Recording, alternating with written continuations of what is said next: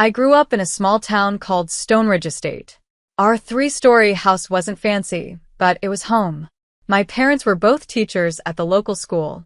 They made sure my sister Alyssa and I always had what we needed, even though we didn't have much money. They were amazing at making a teacher's salary stretch, and somehow, they always made it work.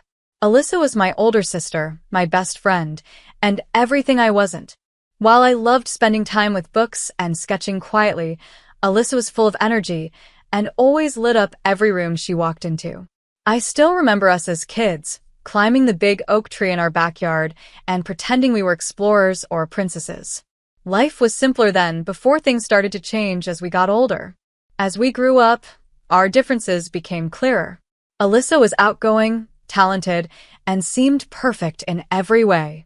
She wrote poems that made our English teacher cry, acted in every school play, and even found time to shine on the rugby team. Meanwhile, I was quiet and preferred spending my lunch breaks in the library instead of with the crowds in the cafeteria. Our parents never showed favoritism. They were just as proud of Alyssa's big achievements as they were of my good grades and smaller accomplishments. But it was clear that Alyssa was destined for bigger things. When college acceptance letters arrived, it wasn't surprising that Alyssa got into Fresno University, one of the best schools in the state. I'll never forget the day her acceptance letter came. Mom and Dad were overjoyed. "Our baby's going to Fresno."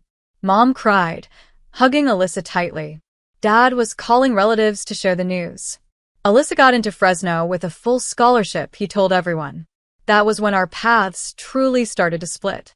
We still loved each other, but life took us in different directions. Alyssa moved to the city to start her new life, while I stayed in our hometown, still living in the house we grew up in, trying to figure out my own path. I never expected that my bond with Alyssa would be tested in a way I couldn't imagine. But one golden ring changed everything, breaking what we had built over the years and making me question everything I thought I knew about family, trust, and forgiveness. Alyssa would call home every week, sharing her success stories and achievements. I'd sit at the kitchen table, watching Mom's face light up with pride as Alyssa talked about her latest accomplishment at Fresno. "Did you hear?" Mom would tell everyone. Alyssa's research paper was published in the university's psychology journal, and she's only a sophomore. Dad would add, and she still has a perfect 5.0 GPA while doing all that extra research. That's our girl. Meanwhile, I spent 3 years after high school working at the local diner, saving money for community college. When I finally started at Stone Ridge Estate Community College, my parents smiled and said, "That's nice, dear." It wasn't Fresno, but it was something. Alyssa was on TV again yesterday, Mom said during dinner one night. They interviewed her about her research on childhood development. She looked so professional. "That's great," I muttered, barely touching my food. I worked hard at school, but getting an A++ in Intro to Business didn't seem to matter compared to Alyssa's published papers and TV appearances.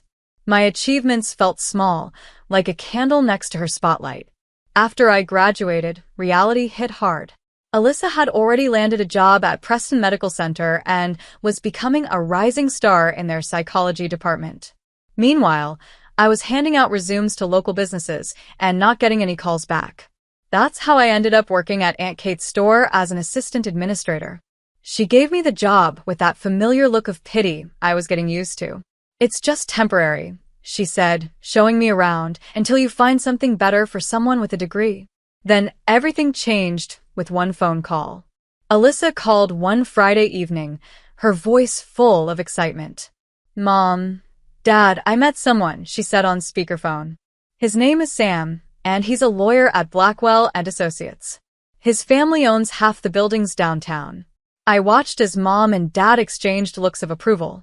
Of course, Alyssa would find someone as successful as she was. "He's taking me to Rome next month," Alyssa added. "His family has an apartment there. Can you believe it?" "That's wonderful, sweetheart," Mom exclaimed, while Dad beamed with pride. I sat there in my old sweatpants, still living in my childhood bedroom and making minimum wage at my aunt's store. The difference between Alyssa and me couldn't have been clearer.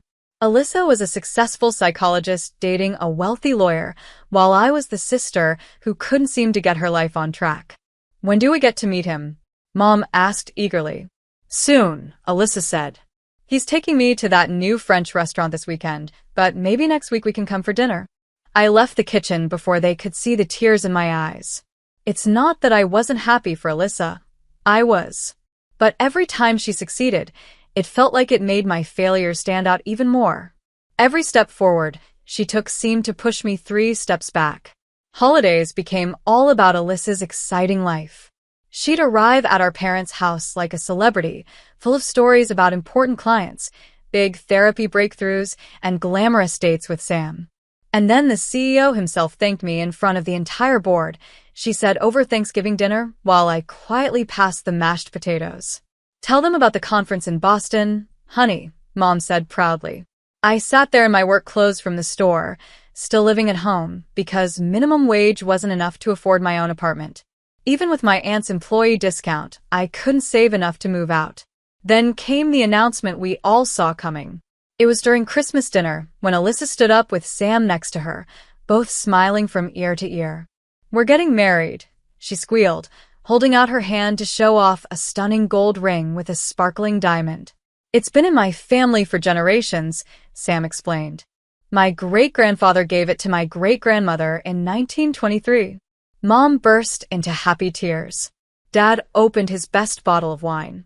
I smiled, but inside I felt something heavy settle in my stomach. The next few months were all about wedding preparations. Alyssa was always at the house, turning it into a wedding planning zone.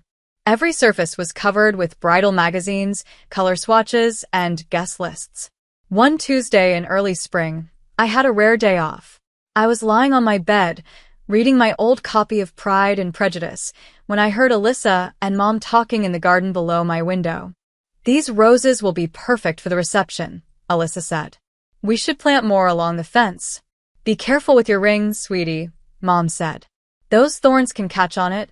You're right, Alyssa replied. This glove keeps catching on it. I'll just put it here on the bench for now.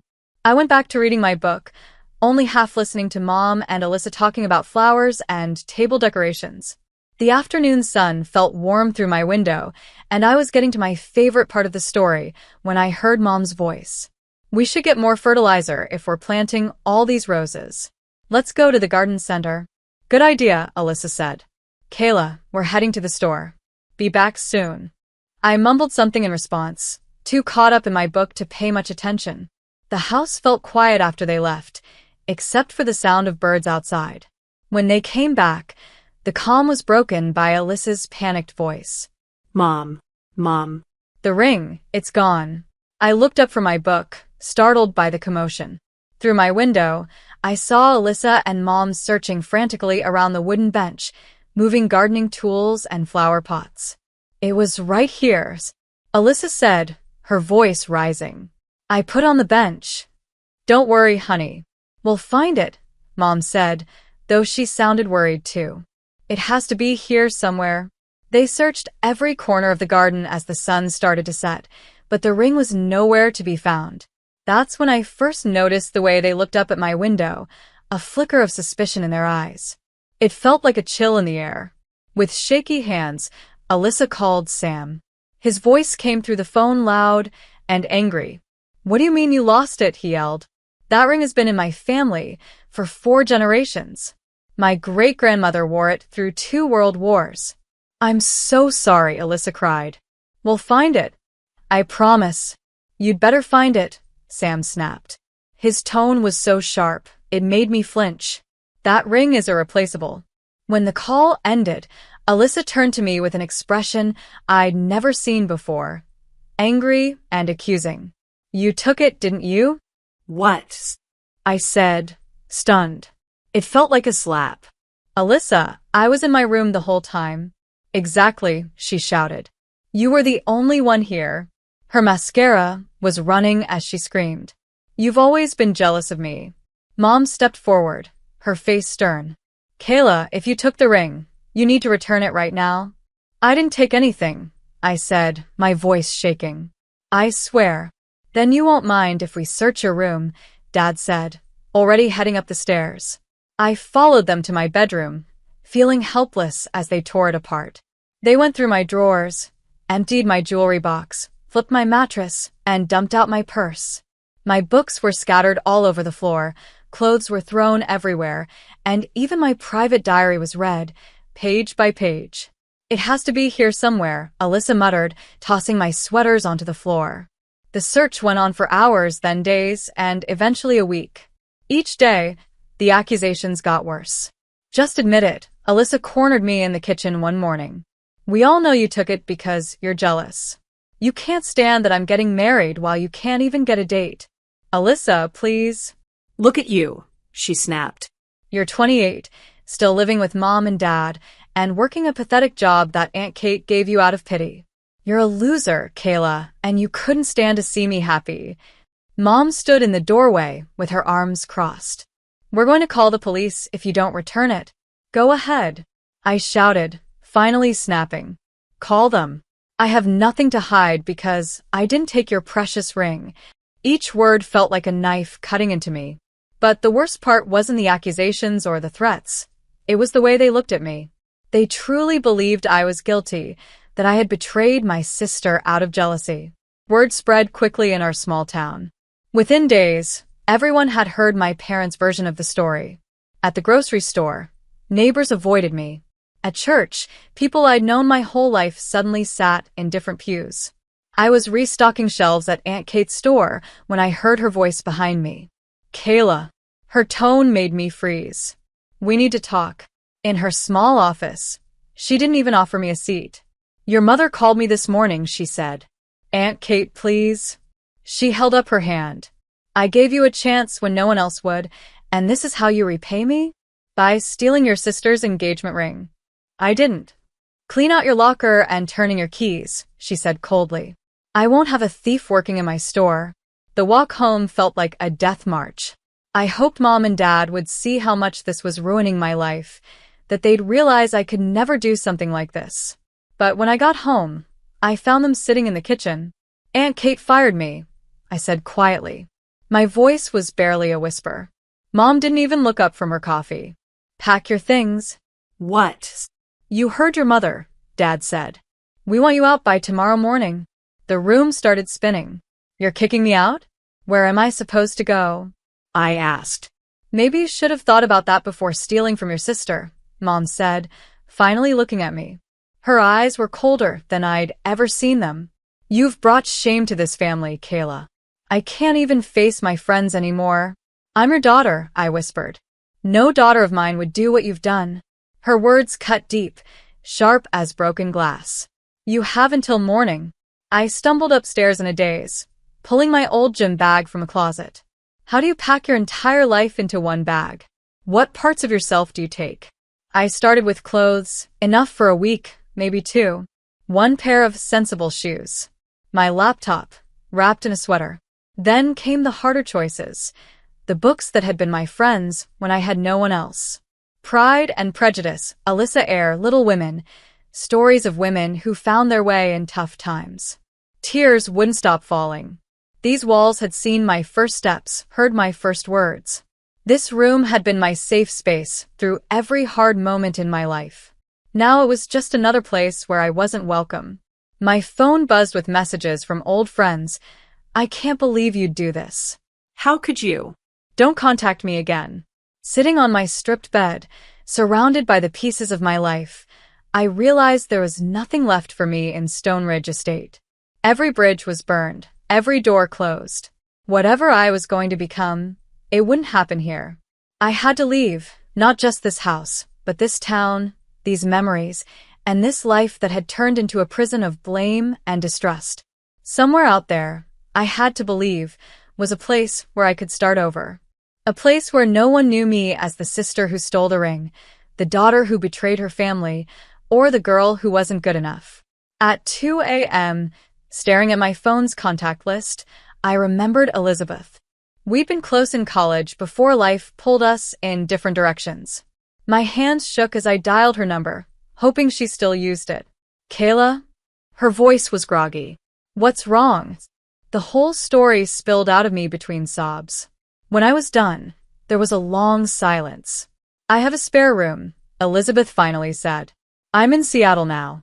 It's not much, but it's yours if you want it. I checked my bank account. $415.22. Just enough for a one-way bus ticket to Washington and maybe a meal or two. When can you come? Elizabeth asked. Tomorrow, I said. I have to leave tomorrow, I whispered. The bus ride took 3 days. Most of the time, I just stared out the window, watching the familiar places of my life fade into unknown landscapes. My gym bag sat on my lap, holding everything I owned. It felt like a lifeline. Elizabeth was waiting at the station when I arrived, just like she promised. She hugged me right away, and for the first time in weeks, I felt human again. The store where I work is hiring, she said as we drove to her apartment. It's just retail, but it's something. I started the very next day. The store manager looked at my business degree and my desperate eyes and handed me a name tag.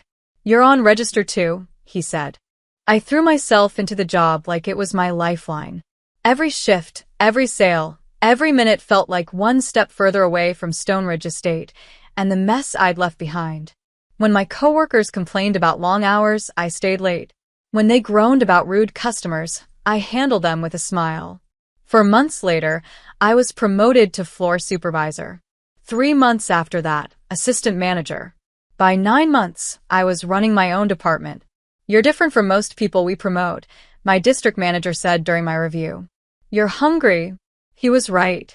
I was hungry, not just for success, but to prove myself. To prove that I could be more than what my family thought I was. The day I signed the lease on my first apartment, I finally felt free. It was small, just a studio with a tiny kitchen, but it was mine. No one could tell me to leave. No one could go through my things. No one could question my right to be there. That same day, I changed my phone number, deleted all my social media accounts, and erased anything that could lead back to Stonebridge Estate. Elizabeth thought I was being extreme, but she didn't argue. They're still your family, she said once carefully. No, I said, unpacking boxes in my new place. Family believes in you. Family stands by you. They stopped being my family the day they chose not to believe me. At night, lying in my new bed in my new life, I sometimes wondered about them. Was Alyssa married now? Did Mom still garden? Did Dad still read the paper every morning at the kitchen table? But wondering was dangerous. Wondering led to doubting, and doubting pulled me back to that dark place where I questioned everything, even myself. I focused on work, building a new life, and becoming someone who couldn't be ignored or cast aside. Someone who didn't need anyone's approval. Someone strong enough to survive being erased from her own family story. Even though I tried to move forward, there were nights when curiosity got the best of me. On those nights, I'd ask Elizabeth to check Alyssa's social media on her phone. She got married, Elizabeth told me one evening, scrolling through pictures. Big white dress, church wedding. Your parents look happy in the photos. I nodded, pretending it didn't hurt. But it felt like a knife in my chest. A year later, Elizabeth told me she's pregnant. She showed me a photo of Alyssa cradling her belly, Sam's hand resting over hers. She looked radiant. Years passed this way. I built my new life in Seattle while catching glimpses of my old one through Elizabeth's phone. I watched my family's life go on without me. Pictures and posts that never mentioned the daughter who was gone, the sister who was missing. Then one day, everything changed. Elizabeth called me, her voice breathless. Kayla, you need to see this. She sent me a screenshot of Alyssa's latest post. To my sister Kayla, I'm sorry. I was wrong. If anyone knows where she is, please help me find her. I need to make this right. Please share this post. I stared at the words until they blurred. It's probably some kind of trick, I said. I don't think so, Elizabeth said softly. Look at the comments. Your parents are there, too. They're begging you to come home. My hands shook as I read their comments. Mom, please come home, sweetheart. We need to talk to you. Dad, we made a terrible mistake. Please give us a chance. After 5 years of silence, their words didn't feel real. But there was something genuine in their desperation. I dialed the old house number, half expecting it to be disconnected. Mom answered on the first ring. Hello. Her voice hadn't changed. It's me, I said quietly. There was a sharp intake of breath, then, Kayla. Oh God, Kayla. I could hear her crying and calling for Dad. Their voices tumbled over each other. Please come home. We need to see you, they said. There's something you need to know. I can come next weekend, I heard myself say. The drive back to Stonebridge Estate was the longest of my life. Each mile brought back memories I had tried to bury. When I arrived, the town looked exactly the same, as if nothing had changed while I'd been gone. Alyssa's car was in the driveway. My heart pounded as I pulled up. I walked up the familiar path to the front door. They were all waiting in the living room. Mom, Dad, and Alyssa. 5 years had changed them, too.